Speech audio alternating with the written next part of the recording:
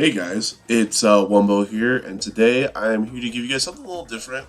Today we're going to be doing a tier list based on the last few weekends of regionals for the new season. Just a couple preemptive thoughts on this before we get any deeper. You can ignore maybe not ignore it. D tier is basically just everything else. It's really bad. Actually, you know what? We can actually just rename that right now. So, basically everything else that I don't think is like a very good option in this format. Probably good locals choice, but you probably won't top a regional with anything like that. I think there's maybe one or two decks on this list that might be in that category, but I mean everything else is pretty viable. So with that, yeah, let's get started with the list. I'm gonna go a little out of order here just because there are some more spicy decks on this list that I do think are interesting to talk about. So let's talk about Salad first. So Salad has gotten a couple of tops in the first few weekends, and actually, I slept on the deck for a little bit, but I actually do like a lot of what it does. I do think Morensis is objectively a better Cypress deck right now, but I do think that Salad loses a lot less to a lot of the counters that exist for in the format currently. Right now, I think Salad is in a pretty safe rogue spot. And when we're talking about Cypress decks, I'll just talk about Marince as well too, because again, a lot of similar things. I do think Marinces just has like a little bit more consistency to play through some of the weaker hand traps. So this is probably gonna be around like the bottom of tier 2, and this is gonna be like the top of rogue. So they're virtually the same. I think you just kind of pick what your play preference is for both decks, but I think both of them are pretty viable options for Cypress decks. I didn't put Mathmech in the list. I don't think the deck is in a fantastic place right now. But once Cashier gets hit, I definitely could see that deck being a lot more viable. But right now, I would probably put that in the everything else category for currently. That they could change down the line, but for now, that's kind of where I see it. We'll just go for some more obvious options like Plunder Patrol. I would probably put in Rogue right now. I'm personally a really big fan of this deck. Some of you guys know I have played this deck a little bit.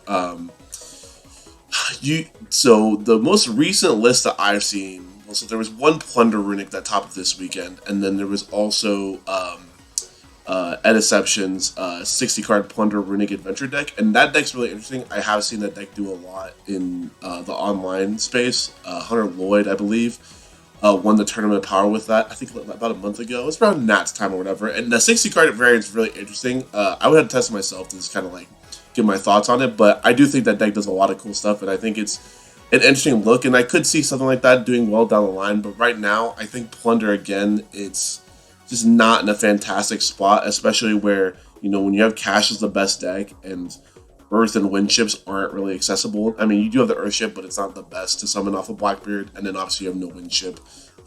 So that is a little weaker in the Cashier. I think it has a solid Pearly matchup, but again, you don't have, other than Kaiju, you don't have a lot of great ways to deal with Noir. But I do like the deck. It's a decent rogue option. If you're into rogue, playing rogue decks for regionals and stuff, I definitely think there's a viable option. You can top on this deck if you're a really good pilot.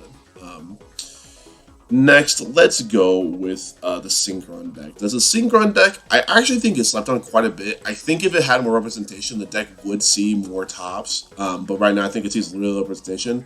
And it also falls victim to D-Bear being a really popular side option to counter Pearly currently. So that just hinders the deck a lot. But I do like the deck a lot. And again, I do think in a post-Cashier world, this deck could be really good. For now, just because of sheer representation, I'm probably going to put it in the Rogue category. We'll probably put it above Plunder. But I do think this deck has a lot of really cool things it could do, and I do think, like, if a good pilot were to take this deck to an event, it would actually do really well. So, something interesting to talk about there. Sky Striker, I'm going to go ahead. I'm just going to put this right under Salad. Striker's just okay. The problem with the deck really is just the deck has been power crept as a whole. I think the deck is just fine. It's just fine. It does what Striker's always done. You know, accumulates card advantage. It's just a mega consistent deck, and I don't think that's a bad thing. But personally, like, I would never take the deck to a regional or anything like that. And then yeah, we'll go ahead. We'll do Drytron. We'll do one of personal favorites. I'm gonna put this in everything else. The deck is in a really bad spot this format, unfortunately. Bestials are fairly popular. You know, you are in a shifter format. I do think the deck can do a lot of cool things. The deck can use Curry Car really well to its advantage, and I played the deck for a while at the really early end of Cash format to see how it did, and it was all right. But I do think some of the tops I could have had, I could have done on like other decks as well, and it probably done even better. And I think the deck is cool, but again, it's just not the right time. And I'll put Dark World in the same category. I do feel really similar about this deck, where again, it's just not its time right now, and especially we're in a really droll popular format too, even in main decks. So these decks just kind of fall victim to that. But I could see in the world down the line to where these decks could be really scary if Droll is not a main deck card and Bestials get hit on the list. Let's go with ABC. ABC, I'm gonna pull ahead, and I'm gonna again just because there just haven't been as many tops. I do really like this deck, but I'm gonna put it right around the bottom of Rogue, or around the middle of Rogue. I do think the deck can put up a lot of really formidable end boards, but at the same time, I don't think the deck offers anything that diversifies it from a lot of the other combo decks, and it still suffers from a lot of the same issues, as well as a lot of breaking problems. I think some of those have been solved with Revolution Synchron being in the deck, but again, the deck always has the same problem it's always had. You know, if you don't see Union Hanger, you know, it becomes much more difficult to play. And so for that, I'm just going to keep it in one for now. Let's go ahead. I'm going to put Sword Soul here as well. Actually, I'll probably put it below ABC. The deck, again, it suffers a lot of what Sky Striker has. It's just kind of falls victim to power creep. And then again, like, you know, Protoss not being a card obviously is a hindrance to the deck. And then also the deck falls victim to D-Barrier being a really popular card in this format. And so I really do think that, like, it just falls victim to a lot of things a lot of the other good decks are getting hurt by. And so because I'm going to put Sword Soul here. In this category. And I think the deck is fine. You could probably take it to a regional, do fairly well with the deck if you're a really competent pilot, and I think you could do well at a locals level, but other than that, I don't think the deck is in a really viable spot. And let's get a little bit higher in the list, and I'm going to talk about this one next. So I'm going to put the Chimera deck actually at 1.5. This deck this weekend had an insane showing. I believe 4 or 5 regional tops this weekend, and I mean, I know a couple of my friends, they were at the Utah regionals past weekend, and that deck took both the top 2 spots, and I do think once somebody that's really competent grabs an innovative list with this deck, I think it could be really scary. And I do think that the deck is only going to get better as we get to the next set. It gets more support, you know, Cash gets hit, and like a new ban list, I think it opens this deck completely.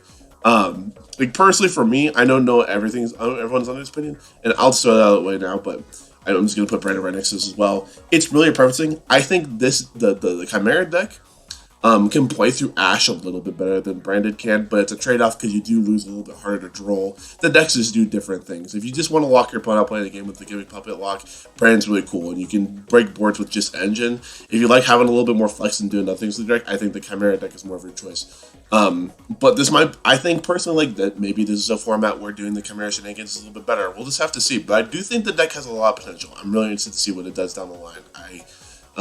I think somebody with a really high skill level could do really well with the deck. If you haven't had a chance, I know there's a couple replays working around DB of Andres Torres playing the deck, and he's a phenomenal player with the deck. And I think once we get more players with like that skill caliber on the deck, I think it's going to be really scary for people to deal with. It just has so many tools to be able to deal with a lot of decks in the format. And then, like I said, Branded, I think a lot of similar things with the deck. I've always had this in the deck. It will always kind of be in that weird category where like it's like insane. The Gimmick Puppet Lock is just the most stupid thing that you can possibly do first in Yu-Gi-Oh! But at the same time, like the deck does have some shortcomings with some of like the hand trap kind of stuff it has. It's in a decent spot right now, but again, like the deck doesn't have a lot of tools to deal with Cash and Pearly going second consistently, just because of the amount of flex you have in the decks. I do think it is really nice though. If you are able to manage to win the die roll, it becomes really scary for your opponent. So, and then yeah, we'll just go down the list from here. But so I think Dragon Link actually is a tier 1 deck. I think this deck is just so insane, and I do think the new Red Eyes card was actually a fairly good boosted deck. It's kind of been proven that I think playing that with the Gamma Driver has done wonders for the deck, and a lot of the top sets recently have played that package, and I actually think it just adds another layer to what the Red Eyes package can do for you in that deck. Really, this deck, if you don't play Chimera, you're favored to win every single matchup you play, and it's just mega consistent. You have so many tools at your disposal, and I think the deck just is really, really nice, and it rewards players a lot for being really skilled with the deck. So I like it a lot personally. Rescue Ace, I'm gonna go ahead and put in tier 2. I don't know why. There's a lot of people that like to put the second Rogue. They're like, oh, it has a top death, but I mean, the last 2 weeks in regionals, it's actually had a fairly decent showing. It has had a handful of tops, and I do think, again, like, the biggest thing this deck struggles with is just consistency. If the deck consistently does what it wants to do, it's actually really scary for your opponent. And again, it's one of those decks you have to be a really skilled player. It's like a very modern version of like Sky Striker, where again you have like all these like very low impact like interruptions, but when played properly, it can actually do a lot for you. And so I think with the right build, you can actually do pretty well with this deck. I mean, once YCS season rolls around next month, I do think that this deck will snatch a couple of tops. So Flandries, I'm gonna go ahead and put in tier 2. I really like this deck. Unfortunately, it's just really the second best shifter deck right now. Once we're in a world where Cashier doesn't exist, and I keep saying that, but again, I mean, Cashier is the deck of the format. Once we're in a world where Cashier doesn't exist, I think this being the go-to shifter deck as well as Vanquish Soul is really scary for a lot of decks to deal with, and people aren't going to tech specific counters to this deck, and so because of that, I do think Flu will be in a really good position here in the future. And I mean, the Flu deck literally just won a 9-round regional this past weekend, so the deck is very capable of winning a lot of games with the right pilot, and it's much more rewarding of high skill players that know the lines and stuff of the deck. I took the deck to a locals a few weeks ago, and I was actually really surprised at how well it can play through boards sometimes, even with just engine. It is pretty insane. So I do like this deck a lot, especially in the future. This deck is only going to get better. Gold Pride, we'll go ahead and throw it in the middle of the road. Probably, I'm going to put it just below Sky Striker. This deck does a lot of cool stuff, but again, none of it is super high impact. None of the Gold Pride combos I've ever seen, I look at it and I'm like, this is just unfair. And I know that sounds crazy, but like a lot of things in Yu-Gi-Oh! To do really well, your deck has to do something that's kind of unfair. And so because of that, I think this deck kind of falls victim to, again, just like some of the power creep that's entered Yu-Gi-Oh! But I do like this deck a lot. Like, if you feel confident on this deck, I think this is a deck that, if with the right pilot, can definitely get you an invite for sure. But anything other than that, you may see like a top or two from it, from the YCS in the next month or two. But otherwise, I don't think this is a fantastic choice of deck to take to an event. Inver Noble, this is an interesting one. I'm going to go ahead. I'm going to put it just above Synchron. The deck's proven itself a little bit more. I'm a little biased only because the deck has had an insane amount of representation in our locals. So I can see what the deck is capable of doing, but again, we're in a shifter format, and I also do think there's just combo decks that exist out there that just do what it does, but better, and lose to less counters. And so because of that, I think it's there. Maybe somebody comes up with some crazy broken warrior toolbox deck that just knocks this deck out of the park, but for now, like, that's just kind of where I see the deck. I think it is very scary to deal with if you don't draw going second cards against it and win side roll, but otherwise, I think the deck, you have to play so many like equipped bricks and other bricks and stuff in the deck that it suffers a lot from consistency as well. And so because of that, like, I have to put it here. Again, I do have faith in the deck, but it just hasn't converted at all in the regionals the last few weeks, so we'll just have to see for that. Labyrinth, I'm going to go ahead. I'm going to put this at the top of tier 1.5. And I feel like I shouldn't be doing this because I do, for whatever reason, I feel like this deck only gets tops if your name's Brian Yu. But I do think the deck gets statured in just enough tops from players every once in a while. That's really good. And it's a deck you kind of have to respect. A lot of stuff it does is just really, really crazy. And it's just, again, it's a trap deck. You have to respect the trap decks. There's too many things it does that are crazy. And again, this is a deck that's really good right now, but it's only going to get boosted when Cash is out of the format, because now you can just play the furniture and it's actually beneficial to you, where like playing into a Cash board of furniture is really weak. So you're kind of just opted to play like a more floodgatey version of the deck, and I think like for this format that's better, but like as a whole, it's a weaker version of the deck, and so for that, it's just at this spot right now, but I could definitely see this moving up to tier 1 in the next format. Manadium, I'm going to go ahead, this is kind of like in the dark, but I'm going to go ahead and put this as right under Rescue Ace.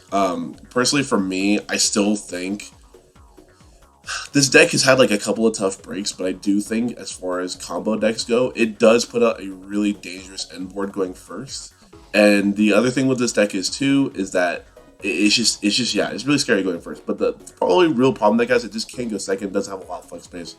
So for that, I'm going to leave it right there in that spot, and I think that's fine. And I'm actually going to throw Rika right next to it as well. I'm going to put a little bit above. I'm a little biased because I personally played the deck a lot, and I loved it, but um, the only really big difference is Rika loses to slightly different things, and it actually plays through Shifter much better than the Manadium deck does. And so for that, I would throw it there. And again, it hasn't had a ton of conversion, but neither has Manadium, and I think the actual representation of Rika has actually been much lower. And the few players that have played it have topped pretty highly in regions the last few weeks, and so because of that, I do feel comfortable putting that in around there in that tier 2 category.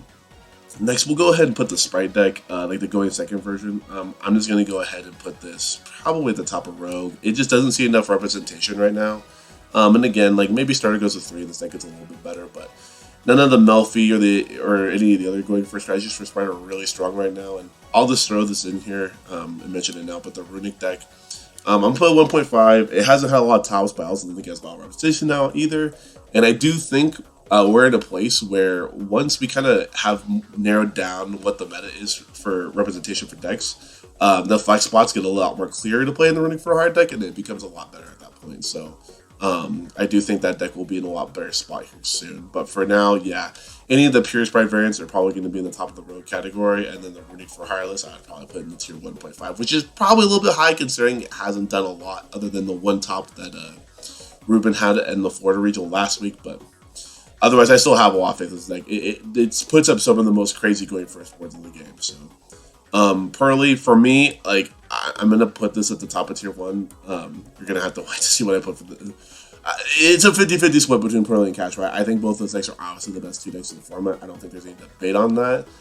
This deck is so absurd with the new support. I think it just does way too much. So much card advantage is able to build up, and it's a perfect counter for Cash, which is actually why I'm going to put Cash as the second best deck for now. I think this deck particularly, the flex space that it uses more efficiently than Cash a lot of times. And again, just drawing 6 cards is just absurd against any deck. I think Cash is really good, but the deck has been really solved as far as what the counters are. And the other thing too, and I think is worth noting, even with Cash being the better deck, if that were true, which I don't think it is currently, Pearly just sees more representation. And for that, that's like kind of the tiebreaker for me. Is like if the deck's going to see more representation, for me, I would rather put that in the higher spot in tier 1. So, yeah, that's kind of how I feel about that deck right now. And then for Unchained, I'm going to go ahead and put Unchained at the top of tier 2. This is probably disrespectful because, again, like, it's actually, you know what? No, I'm gonna put this at 1.5. Actually, I'm gonna put this at 1.5 against up higher than Running for Hire. I actually think this deck has been really sleeper for the regionals the past few weeks. It's been really, really strong. And I think the deck's only going to get better with time. Yeah, it just does so much. I really like the deck, actually. With the correct palette, it's really strong. Now, once more people get familiar with the cards and the new support, this probably gets bumped down to tier 2, unfortunately. But for now, just for what it's doing, I can't argue with the results. It's had a lot of regional tops the last few weeks. So I'm going to go ahead and put some tier 1.5. And again, the deck just has more representation than any of these decks in tier 2. And so for that, I think it's kind of worth noting that as an accomplishment for the deck. And then the last one is Vanquish Soul. I'm going to go ahead and put this right around the same category as Flaunderies. These are both decks that will benefit a lot with a new ban list. They'll be the kind of go-to shifter decks, but nothing that Vanquish Soul does. I kind of mentioned this earlier with Gold Pride, but nothing the deck really does says is like, oh, this deck is really unfair, or this does anything really unfair. But I do think the deck will benefit a lot from being a shifter deck in the next format, and being able to play cards like Tikaboo is just really crazy, right? So, and Eradicator is pretty free of that deck too with Borger. So I do think like the deck, while it itself is not broken, a lot of the fight spaces you can play are really, really strong cards. So I do like that in the deck. Also, I forgot to put Teal'c on this list, so we're going to go ahead and add this in real quick. I do think tier, actually, I'm going to go ahead and put it, I'm going to put it right here in tier 2. I do see this deck, actually, this deck could actually bump itself all the way up to tier 1 in a post-cash world. We're just going to have to see. I do think this deck has an insane amount of potential, though. I have played the deck a little bit in the current format, and it is really strong. Some of the boards this deck can do, or even, again, some of the interaction it has is just really, really strong. And I do think with the right pilot, this deck could do a lot at an event. So, yeah, thank you guys so much for watching the video. And until next time, we'll see you guys later. Peace.